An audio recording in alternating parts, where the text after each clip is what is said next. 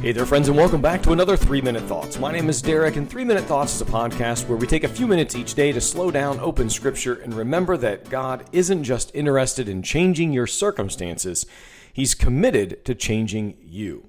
Today we're in 2 Corinthians chapter 3, and that'll be our theme today. Paul reaches all the way back to Moses. After meeting with God on Mount Sinai, Moses came down with his face shining. The glory of God was so evident that the people were afraid to come near him. So Moses covered his face with a veil. The glory was real, but it was also fading. Paul says that moment wasn't just history. It was pointing to something greater. The Old Covenant, written on stone tablets, came with glory. But the new covenant, written by the Spirit on human hearts, comes with even greater glory. The law could tell you what was right. It could expose your sin, but it could not change your heart.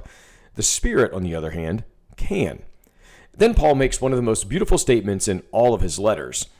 He says, "And we all, with unveiled face, beholding the glory of the Lord, are being transformed into the same image from one degree of glory to another."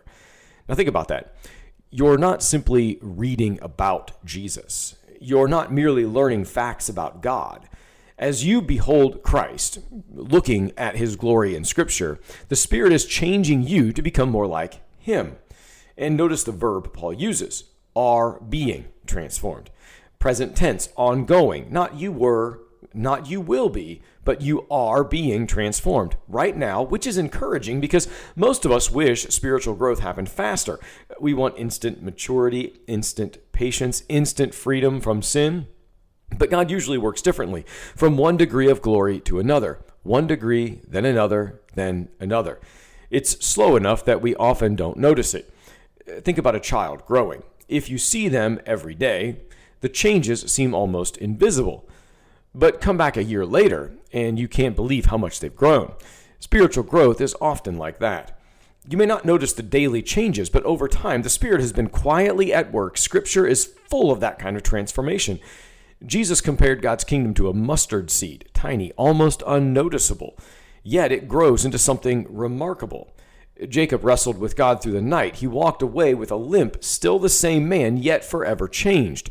The disciples on the road to Emmaus didn't even realize Jesus was with them until later. Only then did they look back and say, "Were our hearts not burning within us?" Sometimes we don't recognize God's work until we look back. Paul also gives us the means of transformation. We become like what we behold. That's true whether we're following Jesus or not.